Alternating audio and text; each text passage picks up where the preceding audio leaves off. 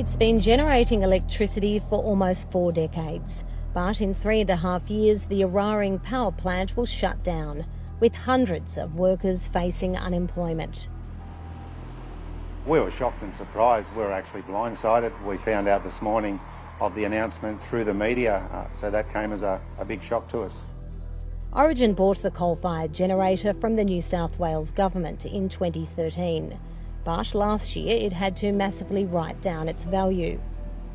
With the influx of renewables and that changing market, what we're seeing is that's increasingly having an impact on the way baseload power stations need to run, but it's making it less sustainable over time.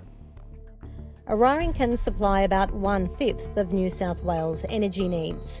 It's one of 16 coal-fired power stations supplying the national electricity market. 7 are scheduled to close by 2035, and the rest will shut down by 2051. But the Australian Energy Market Operator expects them to close even sooner, by 2043.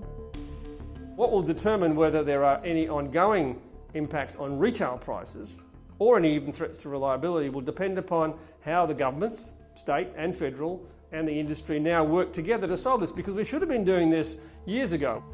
Origin says it'll replace Australia's biggest power station with the nation's biggest battery, a buffer for the grid and some of those facing unemployment. There'll be people that we will seek to redeploy across Origin. We'll be prioritising those people on site. The Energy Market Operator says there are enough projects in the pipeline to shore up supply to the grid.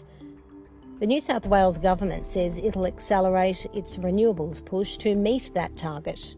What we're focused on is making sure that we have enough firm-rated capacity in the system to be able to keep the lights on and put downward pressure on electricity prices. It's also a disappointment for the electricity grid.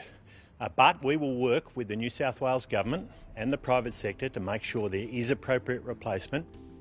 As overall demand for power drops, cheap renewables are replacing coal on the grid.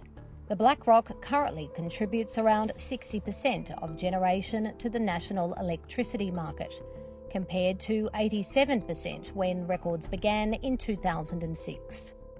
Fears around the decline of the coal industry saw Labor's vote smashed here in the Hunter in 2019. It was a campaign fought on coal. But with corporate Australia moving away from fossil fuels sooner than expected, instead of talking up coal, many voters want a clear plan to help the region transition to a clean energy future.